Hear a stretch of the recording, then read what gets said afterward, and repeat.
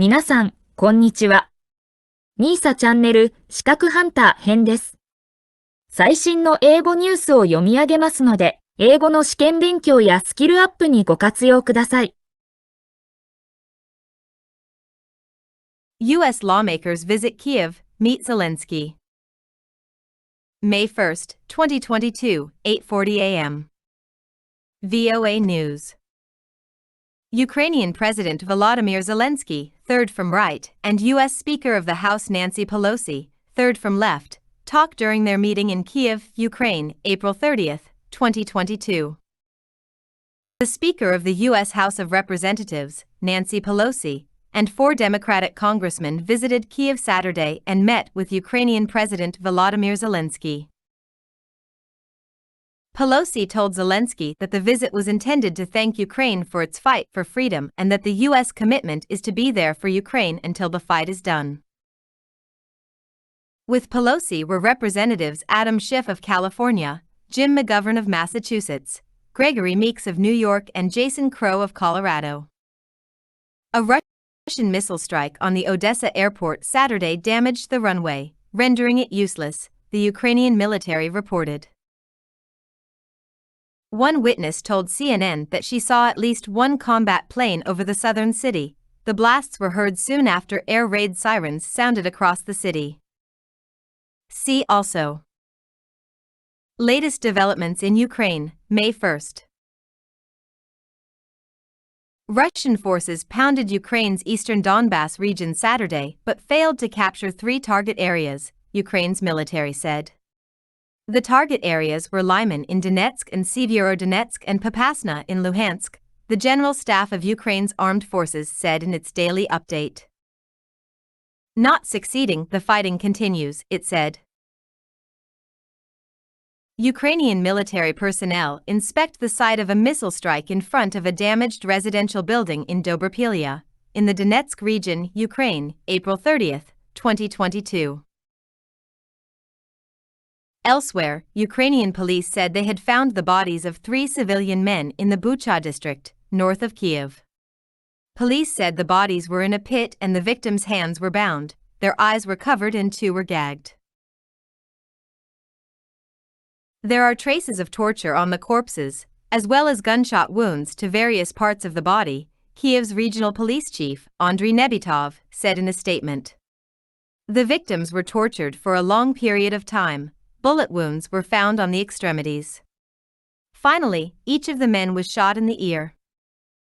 Kyiv says more than 1,000 bodies have been discovered in or around Bucha, where it alleges systematic abuse by Russian soldiers occupying the area. The governor of Russia's western Kursk region said several shells were fired Saturday at a checkpoint near its border from the direction of Ukraine. Speaking in a video posted on his Telegram channel, Governor Roman Starovoyt said there were no casualties or damage. Reuters said it could not immediately verify the report, and there was no immediate comment from Ukraine. Evacuations, prisoner exchanges. Ukraine said it had managed to evacuate 20 women and children from the Azovstal steel works in Mariupol. Civilians who left the area near Azovstal steel plant in Mariupol walk accompanied by a member of the International Committee of the Red Cross, ICRC, at a temporary accommodation center in the village of Bezemen in the Donetsk region, Ukraine, May 1, 2022. CNN reported that satellite images taken Friday show that nearly every building on the sprawling steel plant had been destroyed by intense shelling by artillery, ships, and airstrikes.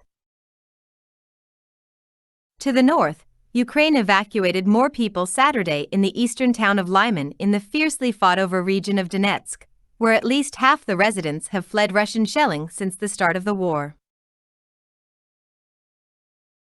Ukraine carried out a prisoner exchange with Russia on Saturday, with 7 soldiers and 7 civilians coming home, Deputy Prime Minister Irina Vereshchuk said in an online posting. One of the soldiers was a woman who is 5 months pregnant, she added. She did not say how many Russians had been transferred. Kherson. The British Defense Ministry said early Sunday that Russia is trying to legitimize its control of Kherson, in southern Ukraine, through installing a pro-Russian administration. That administration has declared a return to Ukrainian control for the city and surrounding area impossible and announced that the Russian ruble will be used in Kherson beginning Sunday. The ministry said that Russian control of Kherson and its transport links will help sustain Russia's efforts to advance to the west and north and improve Russia's control over Crimea. Russian assertions. In other developments, Russian Foreign Minister Sergei Lavrov made a number of assertions in 2 interviews Saturday. Early in the day, he told Saudi-owned Al Arabiya television there was no need for anybody to provide help to open up humanitarian corridors out of Ukraine's besieged cities. We appreciate the interest of the Secretary General to be helpful, he added. We have explained what is the mechanism for them to monitor how the humanitarian corridors are announced.